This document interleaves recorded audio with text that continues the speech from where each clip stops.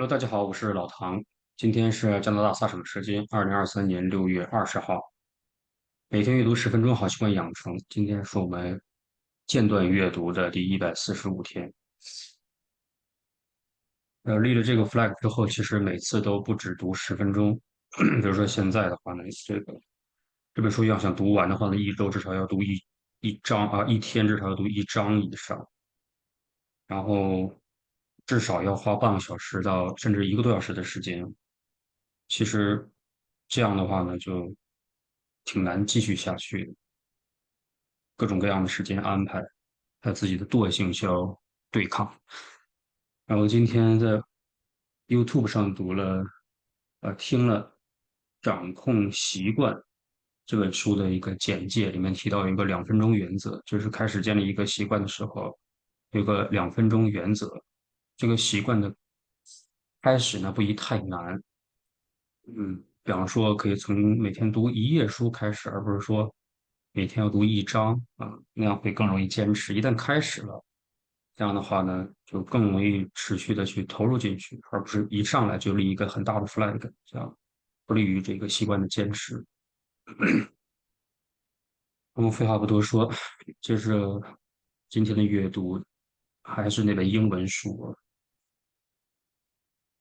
叫《Grow Rich with Peace of Mind》。上一章的第7小节，Fear of Death。My father tried to fill me with a fear of fire and brimstone, which would be my lot after death. In fact, he tried to beat the fear into me. Unfortunately, it never took hold, even though such a dismal belief was fostered by our local church. If you have to rise above your religion in order to rid yourself of the fear of death, then rise above. Nobody has the right to tell you that his way is the way to enjoy yourself after you die. You need only to look down the street where another group of people is being assured that another way is the only way. 大家小心啊，小心摔倒。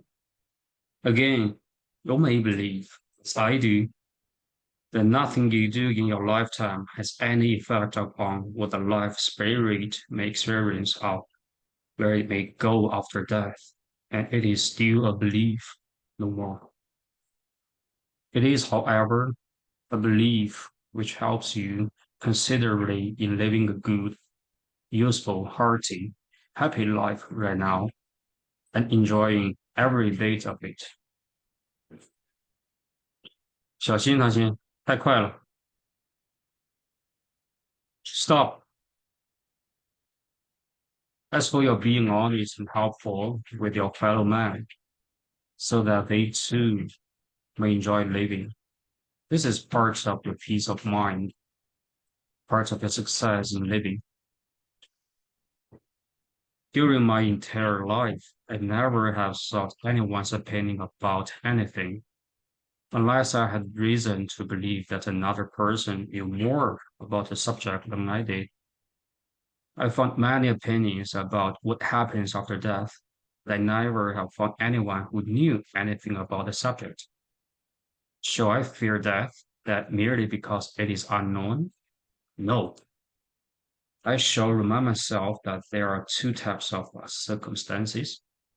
Type 1 is the kind of circumstance which one may control, modify, or avoid. This type is worthy of one's attention. Type 2 consists of circumstances which one cannot control, of which death is the prime example. I shall therefore do what I can to remain in good health and good spirits, avoid obvious threats to life, and in other ways make logical use of the motive of self-preservation. But as for giving a second thought to death itself, why worry about the uncontrollable? You wish to provide that your money or property goes to your loved ones after you die. 发现很危险啊，小心摔倒啊。Very well. This is controllable. Why do not delude ourselves into thinking we will not die? It's having mastered the philosophy which accepts death as inevitable and which makes no false attempt to see what lies behind the veil we cannot penetrate. You will fear nothing. Your mind will turn from death to life, from no to yes, from guesses to realities. Cast out, cast out the fear of death and drive ahead. Man was made to live in full possession of himself. Whoever created mind gave this wonderful new creature a possession not shared by any other creature, the possession of his own mind. Along with this, the unknown creator provided that mind be capable of fear because justified fear is part of self-preservation. One who meets a tiger on the jungle trail and has no weapon in his hand is well advised to be fearful and to take immediate measures toward his self-preservation. Likewise, do we exercise caution in any circumstance of inherent danger? The motorist, one hopes, drives with attention to the rules of safety. The child is taught to look both ways before he crosses the street. Self-made fears, however, are another story. Apparently, man's mind must also be capable of entertaining self-made fear, or else it could not have its great breadth of creativeness. Yet both through the study of psychology and through common sense observation, we see that self-made fears are unhelpful and damaging. Being in full possession of your own mind, you can free yourself of this kind of fear. When you relate yourself properly to life, you have no need for such fears and no occasion in which to suffer them. I repeat, if you have to rise above your religion in order to rid yourself of fear, go ahead and rise above it. Along with this, if you have to become bigger than your local folkways to rid yourself of fear, go ahead and rise above them. If you have to rid yourself of certain people's company in order to rise above fears, go ahead and rid yourself of such company. Knowing the world is full of people who are better employers or better customers or better friends for you, you would take drastic steps to get rid of any poison that found its way into your food. So let it be with fear, the mind poison. Fear is the tool of man-made devil. Self-confident faith in oneself is both the man-made weapon, which defeats this devil, and the man-made tool, which builds a triumphant, triumph, triumphant life. And it is more than that. It is a link to the irresistible forces of the universe, which stand behind a mind who does not believe in failure and defeat as being anything but temporary experiences. Again, the supreme secret has belonged to you. When last I gave it to you beyond question, you will not be surprised. Checking on chapter 4, fear is like prayer in reverse. Prayer in reverse. With positive prayer, we appeal to positive and helpful forces behind ourselves. With fear, we appeal to negative, destructive forces. Anything you fear is much more like to harm you than it would be if you did not fear it.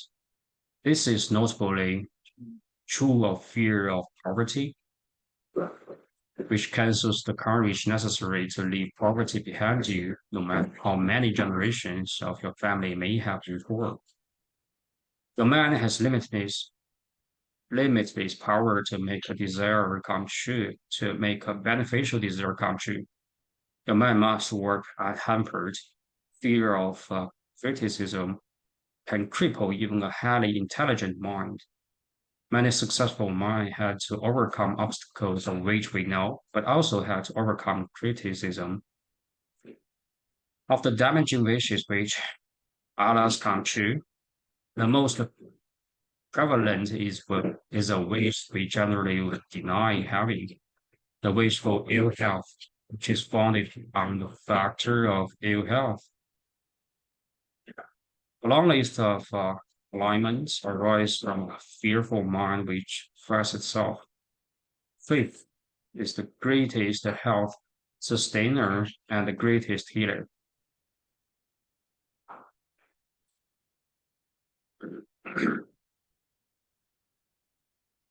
Fear is like prayer in words. Only fear can rob you of love and liberty. True love is not possessive love. The capacity for love remains even when love is denied, and fear should not hamper the expression of your love as transferred to another person. For love cannot be demanded, it must be given. Liberty, too, lives within the heart despite outward circumstances. Loss of liberty as well may be incurred within the heart, even when outward circumstances indicate one is free. When outward circumstances indicate one is free, freedom is a many splendor thing, and you should search your life and find where you may have lost it and substitute substituted the slavery of fear instead. Substitute the slavery of fear instead. Okay. The years past the youth can be the least years of your life. Nature always provides a compensation for anything she takes away. Giving up the intense physical drive of youth, real clear wisdom and experience, which only age can bring. Modern devices help us keep in touch with the world. Reducing 1 year from your age on each birthday gives you perspective both on youth and age. The fact of death needs to be denied, but nobody knows what lies behind that impenetrable, impenetrable curtain. So there's nothing to fear but a circumstance we cannot control. No matter how old you are, you can keep yourself so busy living that the fear of death finds no place in your mind. If fear is like a prayer in reverse. The man has limitless power to make a desire come true, to make a beneficial desire come true. Your mind must work unhampered. Only fear can rob you of love and liberty. Okay. True love is not possessive love.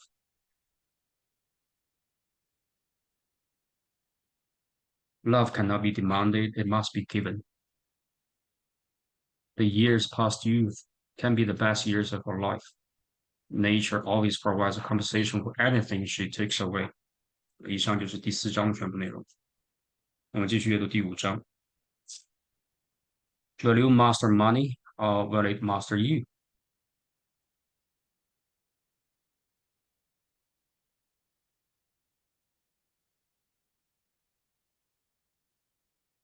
Anything that robs you of peace of mind robs you of life's greatest wealth. You may lose peace of mind by pursuing money too anxiously, or by trying to acquire more money than you can spend wisely. Money you earn through constructive work is the money most likely to benefit you. It is a mistake to deprive young people of the need to know life through work. Anyone can save, and the efforts you make towards saving a percentage of your income gives you a true knowledge of the value of money. Saving also prepares you to handle many opportunities which otherwise might slip by. In my explorations of the points of view of young people, I rarely find a great appreciation of money, most especially when a good sum of money is yet to be earned. This is proper enough.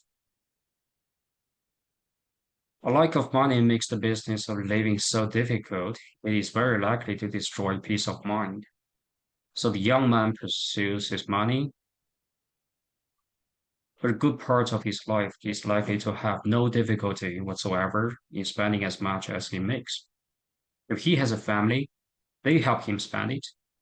A successful man, however, is not very old before he begins to accumulate some money beyond his immediate needs in his household bank account. His money is likely to go into investments, real estate, and the like. If he achieved a positive-minded mind, he will soon own considerable amounts of both property and money. And somewhere along the line, he will have passed an invisible border. He's not rich in the sense that he has a considerable surplus about his needs. Undoubtedly, he can fulfill any reasonable want.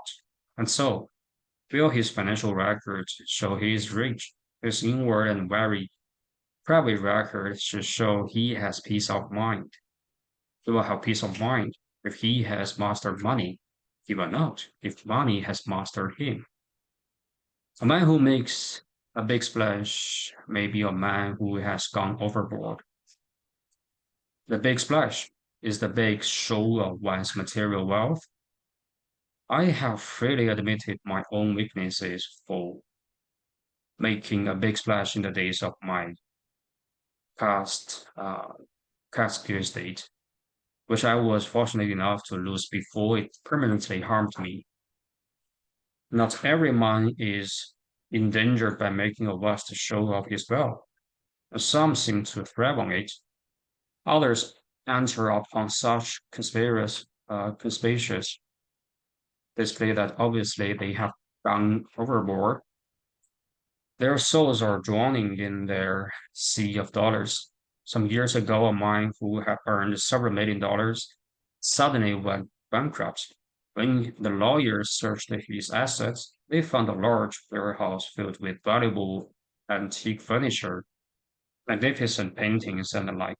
They all belonged to the man who was bankrupt. He had paid for them in cash. But had he ever enjoyed them? Most of those precious items never had been unpacked. He liked to talk about his treasures, however, and make himself sound like a veritable Croesus. Such an accumulation mania is the opposite pole from a man that knows peace. They're going to take it away from me. The fear of poverty is a strange and ugly first cousin. It is the rich man's fear that his money will be taken away from him, or that he will not be allowed to power up his money into 10 times the sum he possibly could use, 20 times, 30 times. I once knew a majority stockholder of the fabulous Coca-Cola company. He had gathered money in many ways, and it was worth about $25 million. Did he have peace of mind? He had a mind filled with hatred and mistrust. His worst hatred was directed toward the government. Although he was then well in the 80s, he always prophesied, prophesied that the government would cause him to die a pauper, die a pauper. The past time I ever saw him, he asked me a most significant question. If you were in my place, what would you do to protect your peace of mind and save your money? I had determined that for the sake of my own peace of mind, I never would start a quarrel with this man. But if he ever asked me a direct question, he would receive a direct answer. Even so, I asked him now if he wanted my honest opinion. Yes, he said, naturally. Well, I said, if I were in your place and wanted peace of mind, I would not save my money. Your peace of mind and your money have become enemies who cannot live side by side. If I were you, I would first convert all my money into United States saving bonds so that it would go to work for the benefit of all the people. Then I would pile all those bonds into my fireplace and set fire to them. And as I watched my money go up the chimney, I would watch a great deal of my unhappiness burn away. My friend snapped. Don't be vicious. Vicious. I was never more serious in my life, I replied. If I had your fortune and it deprived me of my peace of mind, I would first put my money where it would be well distributed, and then I would burn every single of my government's debt to me. Then I would go to bed and sleep like a child, wake up feeling peaceful and free. I did not expect this man to follow my advice. To the day he died, he lived in fear and bitterness, and I believe that the illness and the ability which dogged him long before he died was rooted in his love, not of mankind, but of money. There are very few people for whom advice to burn their money would be good advice. The principle is what holds for every one of us. Nothing, absolutely nothing, is as precious as a peace of mind. Few young people see this. Some people see it as they gain more experience. Many never see it. Remember, you can be rich with peace of mind, but if money or anything else gets in the way of your peace of mind, choose peace of mind and let the other go. Notice I made no attempt to evaluate my friend's complaint against the government. His complaint may in some ways have been justified. It was his attitude I drove at. An attitude of fear and distrust. Well, he was at least 25 times a millionaire and could have done so much toward making himself and others happy. How much money does a man need? Andrew Carnegie certainly had a firm hold on methods for making money. In his later years, his earnest wish was to give this know-how for the average man. Mr. Carnegie was one of the first of the enlightened industrialists who saw how important it is for a nation to spread its wealth. He saw that millions can be rich in the sense of having plenty. He also saw that, in the nature of things, the man who has millions always will be an exception. He saw that the goal of millions, of even a million, is not the right goal for the majority of men. For many, such a goal sets up strings which deny peace of mind. This may give up too much that is necessary for man of their personality, and so end with nothing. He admonished me again and again to make this clear, and I have done my best to do so. How much money, then, does a man need?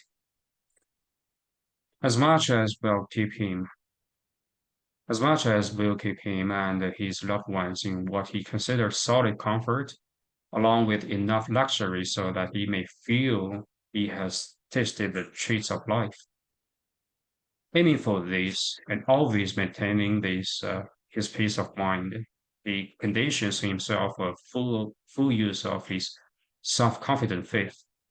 And lo,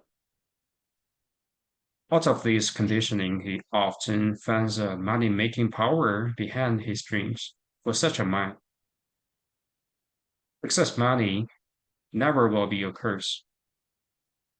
He knows how to live, so he knows how to broaden his life. He has never tried to cheat others, so he knows how to help others. The man who wanted $100 million. A student of mine once flew all the way from India to have an interview with me. First, he sent me a letter and in which he stated that his major purpose in life was to accumulate 100 times as much wealth as Henry Ford had accumulated, or about $100 million. He wished to be 100,000 times a millionaire. When at length we sat in my study, I asked him what he would do with that modest little sum of money. After some hesitation, he admitted, honestly, I don't know. Well, I sighed. The possession of $100 million, billion dollars, by one individual poses a threat to the world.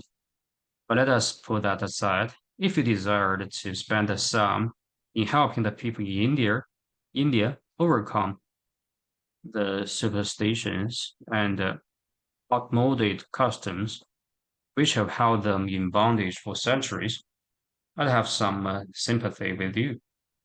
It seems to me that you just want the money for the sake of outdoing Henry Ford. He thought well and admitted this was so.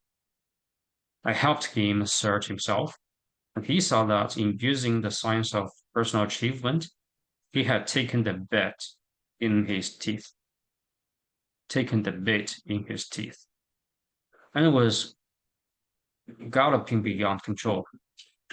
What the mind builds in imagination, the mind can indeed build in reality, but we speak of a mind in good balance. Discussing his affairs, he came to see that $250,000 would buy him what he really wanted. With that realization, the tense businessman, he was an improper, relaxed, and sighed. He felt much better. This story's sequel involves another of those coincidences. I do not believe are really coincidences. Before this man returned to India, I helped him secure several contracts for the sale of American-made products in his homeland. His profit eventually amounted to just a little over $250,000. Money that benefits you most often comes from work that benefits you.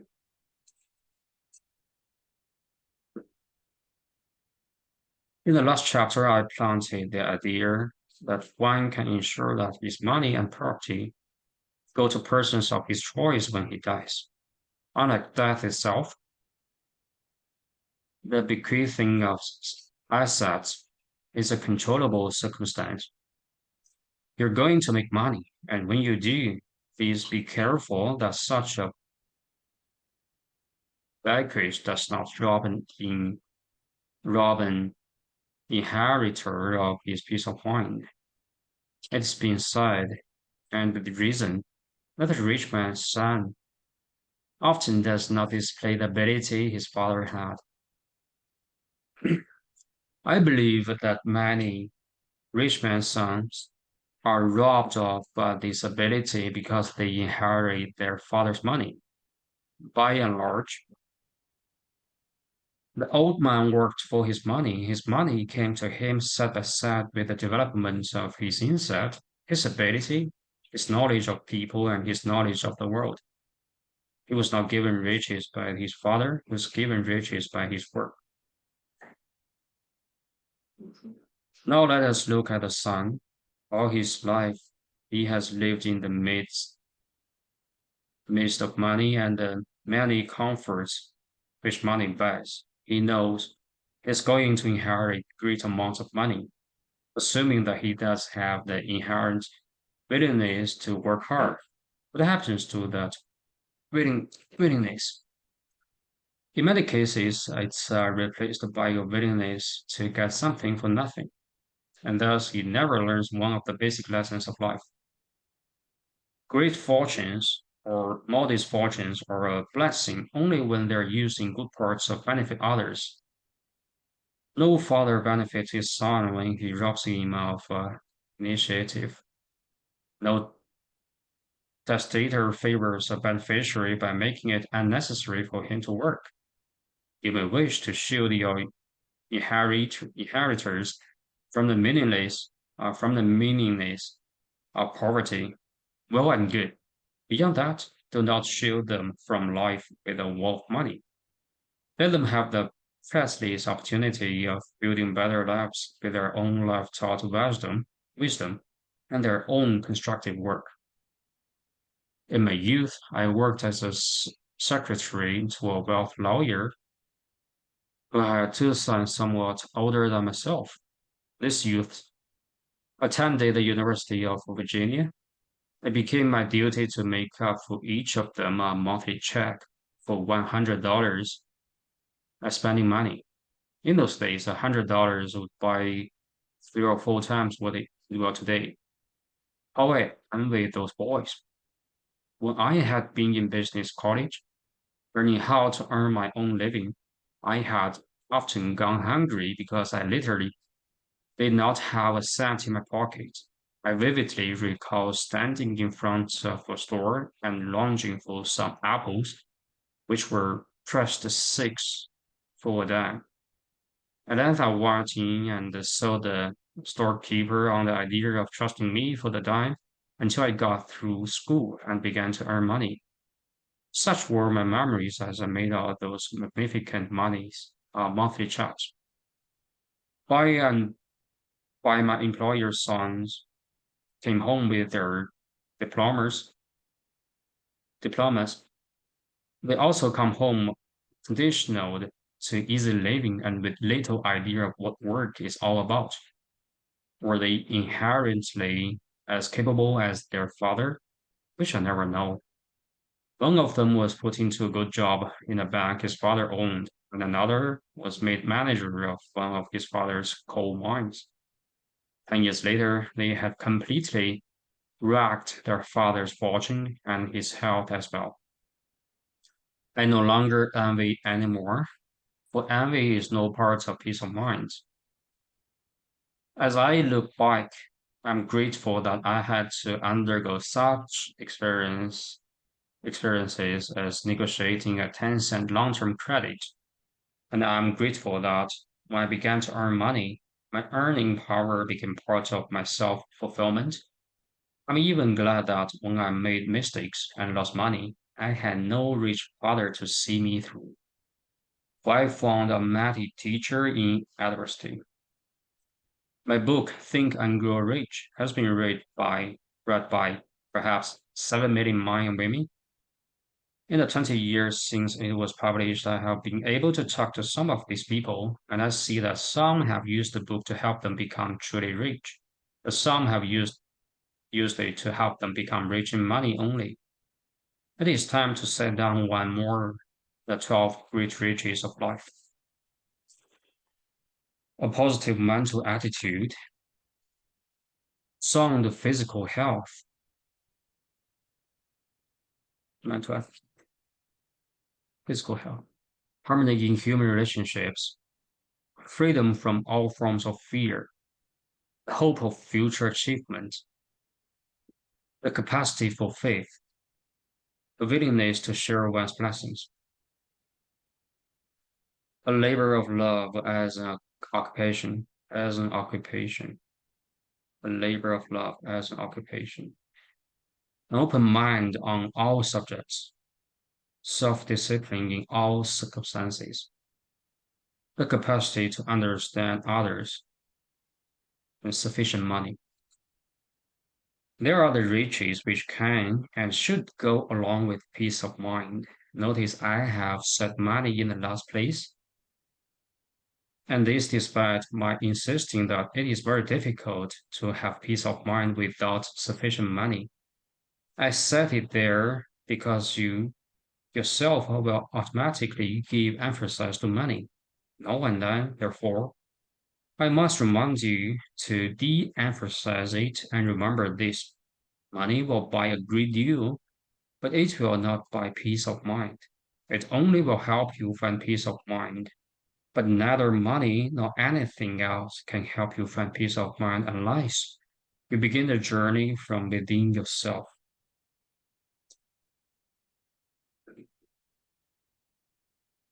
Basic steps in building your income.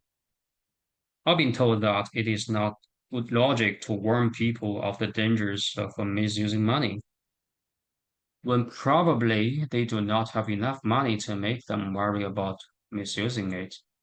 I would follow this advice if I were writing a book merely about how to earn money. This book also is concerned with showing you where you're going and how the world looks when you get there. It helps you build tracked attitudes right at the start. As long as we have pointed firmly as those attitudes, oh my God, come on. Papá, mamá, ¿por qué no existe? As long as we have pointed firmly at those attitudes, however, as we shall point again, I shall set down some practical ways in which a person who has little or no capital can begin to build his wealth. Each of these ways is specific unto itself, so to speak, but is capable of almost infinite modification. It is up to you to pause as you read and apply these procedures to yourself, your talents, your surroundings, and above all, your goals. First, get other people to help their own businesses by helping yours.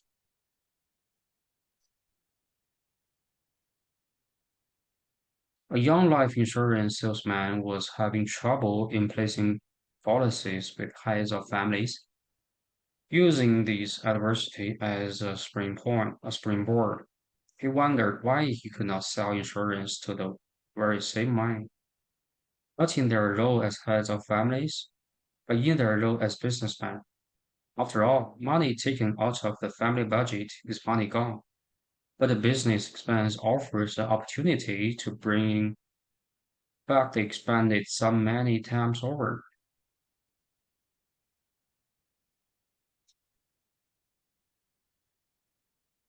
He began with the leading restaurant owner in his town. He pointed out to this man that he met very well advertised that food he served was so wholesome and sustaining that people who ate in his restaurant were likely to live longer. The restaurant owner said that this was indeed so. He intended to make sure it always was so. Good, said the insurance man, and explained the rest of the plan. The owner was to offer to insure the life of each regular customer for $1,000. Details were worked out, and the offer made the restaurant's business boom. Needless to say, it helped the young insurance man. He extended the idea to a group of filling stations, to a large grocery, and to others. I'm not positive it was this man who originated the idea of adding life insurance to mortgages so that the mortgage would be paid off if the purchaser died. They certainly made good use of this angle as well. Now stop and think. How can you get other people to help their own businesses by helping yours?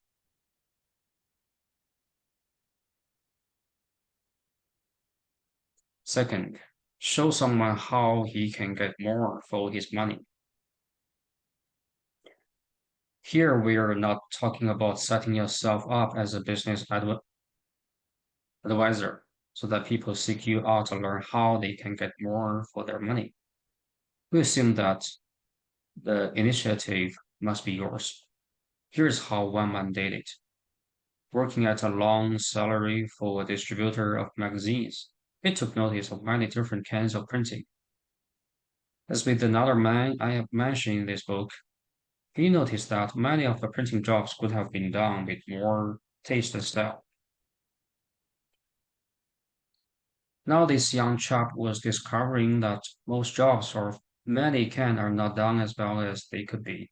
Take note of this. Full fortune can be made on the idea. Okay. The young man found out more about printing than went to a large printing firm. He arranged to bring in printing jobs at a 10% commission. He then went to large users of printed matter and collected a great many samples.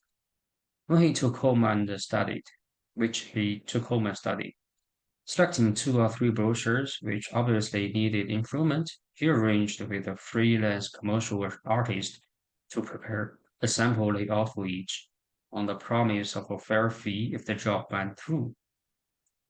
An advertising copywriter who had spare time contributed his own talents on the same basis, armed now with a good rough of an improved job.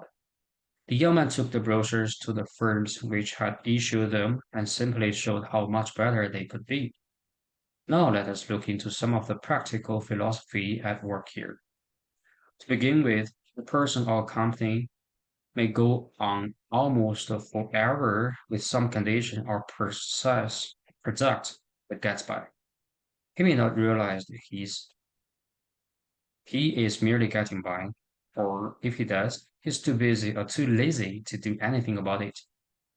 Along comes someone who makes him dissatisfied with what he has and in the same moment shows him how to do better. Moreover, the work is all done for him. Why not take advantage of it? Now stop and think. How can you show someone how he can get more for his money? Extend that. How can you help someone get more for his money in such a way that he will thereafter depend on you to show him again and again? 3. Bring producer and consumer together. The farmer used to have a tough time bringing his goods to market. Imagine an isolated farm in hilly country on a road that was mostly mud and with horse and wagon on the only means of transportation. Still, the farmer had to bring his produce to town, and so he did by hook or by crook. Everything in our economy intermeshes with everything else. As the automobile came in, roads had to be improved, and they were.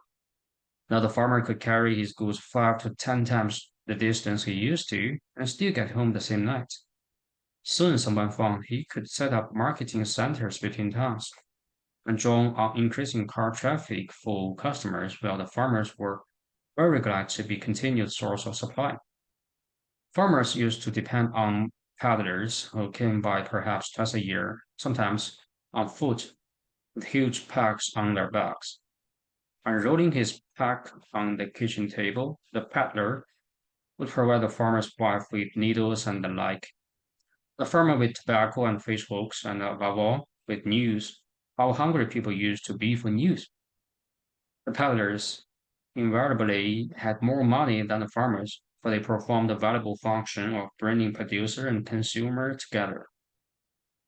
When the farmer wanted to sell or buy a horse, he often was assisted by a broker who helped both parties reach an agreement on price, then sealed the bargain by making them shake hands. The broker, too, generally made more money than the farmers because he brought producer and consumer together.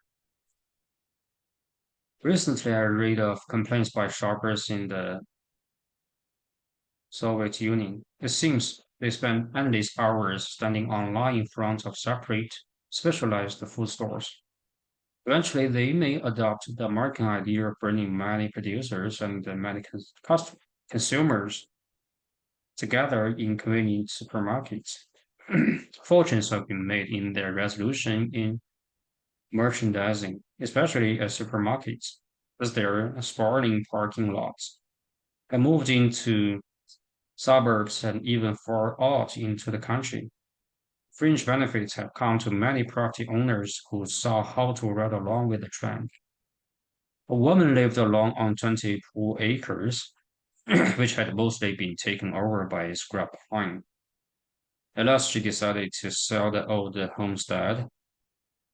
Neighbors told her, signing, that she would never get much for it. A local real estate man made her a palatable offer. This woman, however, was one of those elderly in years, people who never had been any reason why her mind should not remain alert. She told herself that her farm must be good for something. She decided to spend 30 days in an intensive investigation of what rundown farms are good for. Before the end of the 30 days, she had found she could sell it as a base for a riding stable, compete with the pasture and pleasant riding trails for twice what the real estate man had offered. But also, she had studied several supermarkets in the area and had concluded that her farm would make a good supermarket set.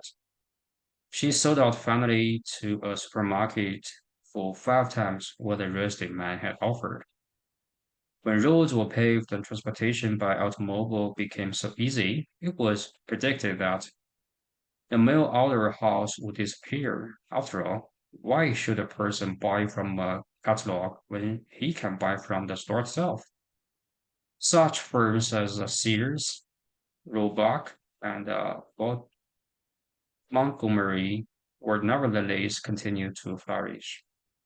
Despite constant rises in postage rates, thousands of mail order businesses thrive on selling everything from postage scales with the new rates printed on them to books, household furnishings, preserved and fresh food.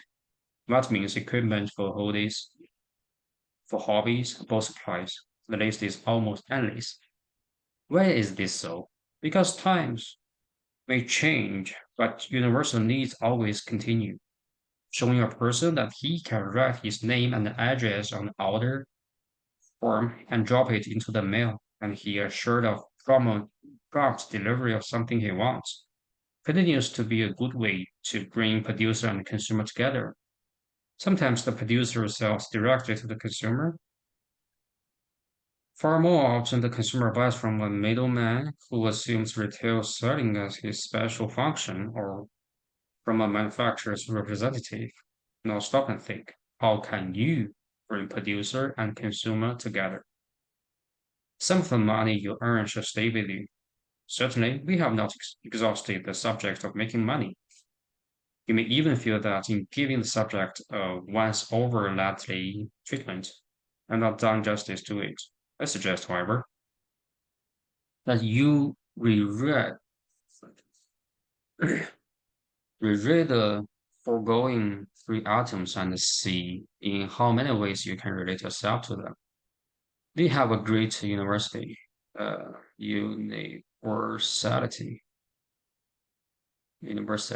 okay, strength, stretch them. You need not to be literal, and you will find they cover a vast variety of business situations, a broad horizon, horizon of opportunities.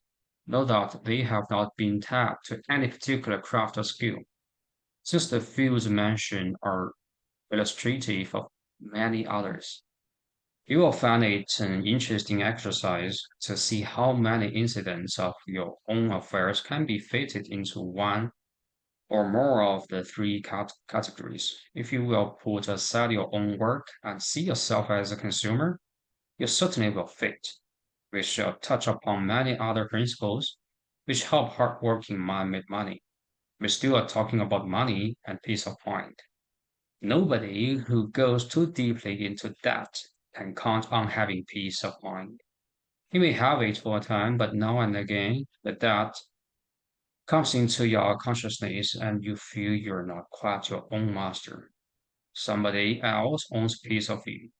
I'm not talking here of ordinary business credit without which business hardly could exist, but more of personal debts.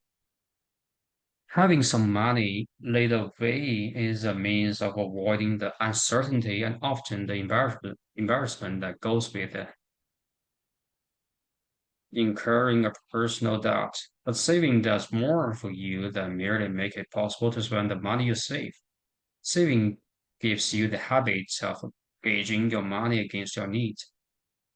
It helps to remind you that money is good only because of what it can buy in goods and services. And again, it helps you gauge what you need in the way of goods and services. Gauge or gauge. Okay. Gauge. Gauge. Okay.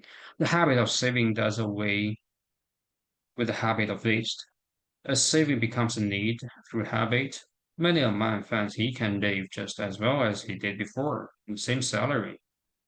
And this even if some prices have gone up. Why is this? Because he stops throwing away portions of his money on lilies or frivolous items. He buys more carefully. He conserves his clothing and other possessions. He finds out how to make his money do its absolute most for him. And he does not do this by forcing himself into poverty for the sake of building his bank accounts.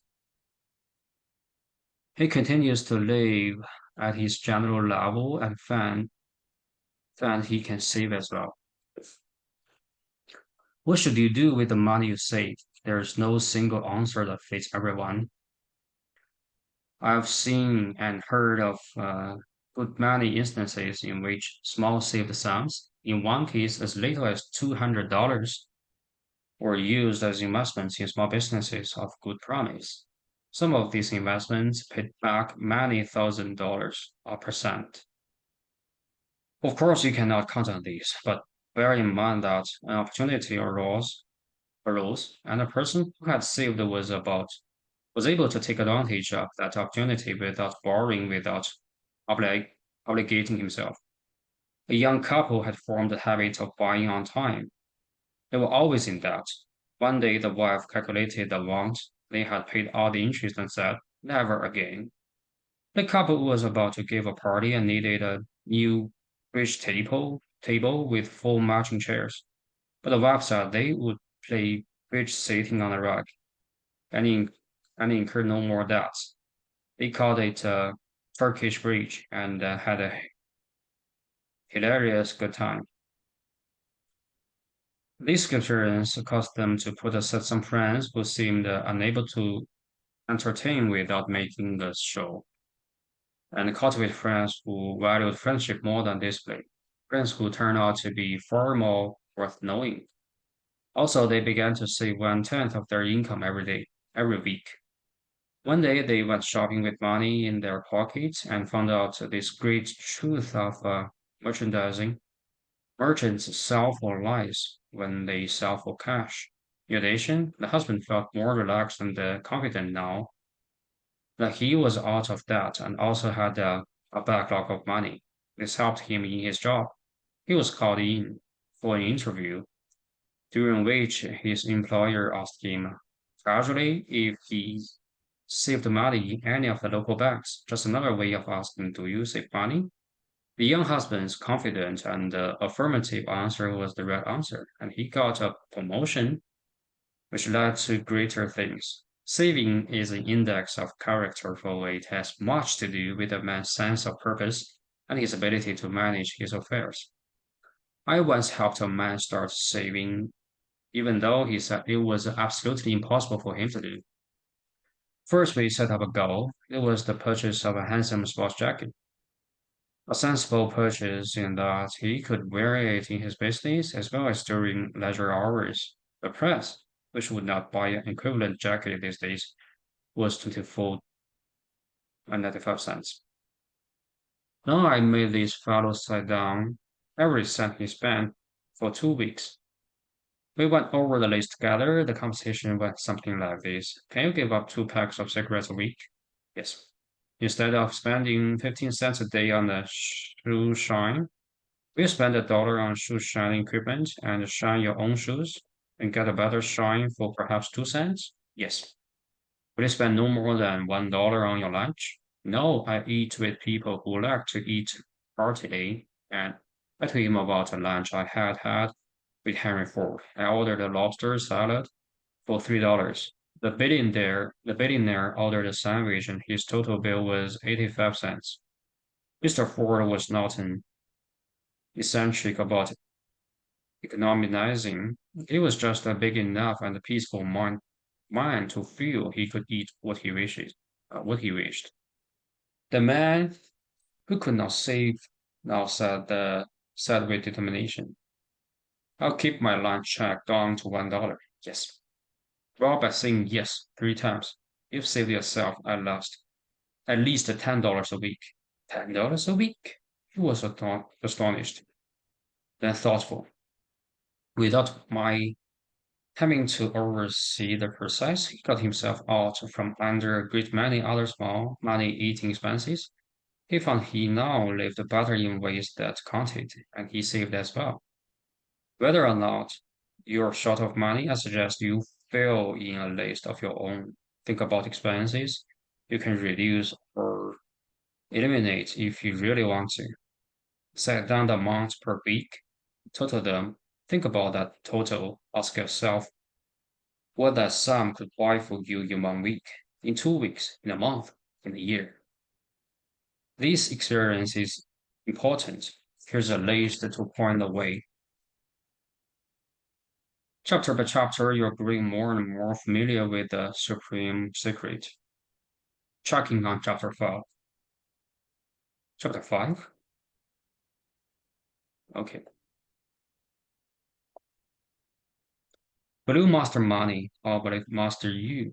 Once you earn a considerable surplus above your needs, you should enjoy both riches and peace of mind. You will have peace of mind if you have mastered money, but not if it has mastered you. Too many men use money merely for conspicuous consumption. Too many, having millions, living in fear of losing them. If money or anything else gets in the way of your peace of mind, take peace of mind and let the other go. Money that benefits you comes most often from work that benefits you. A man needs enough for comfort and for a good share of the world's luxuries. Aiming at these and retaining his self-confident faith in himself instead of straining for many times more than he can spend. He often earns much more than he expected. No further benefits. No father benefits his son when he surrounds him with money and prevents him from learning life's great lessons through honest work.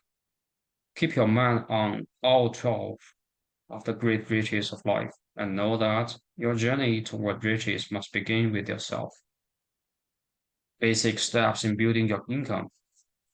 One way to build income is to show others how they can help you succeed by advancing their own success. Another way is to show someone how he can get more for his money. Another is to bring producer and consumer together, which can be done in many ways, always.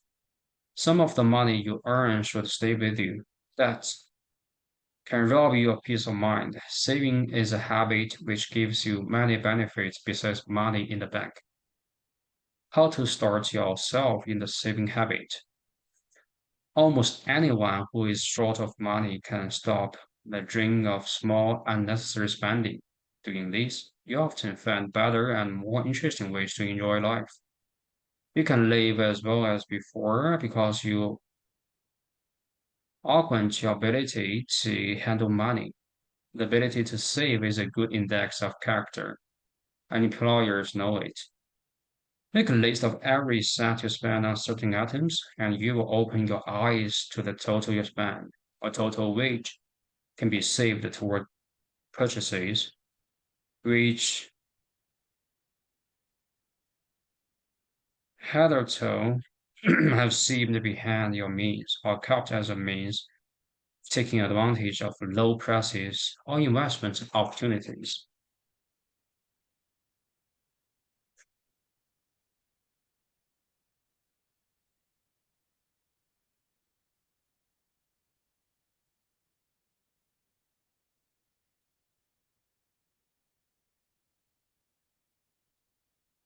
OK，以上就是本书第5章的全部内容。好，下一次接着阅读第6章《The Blessed Arts of Sharing Your Riches》。下次再见。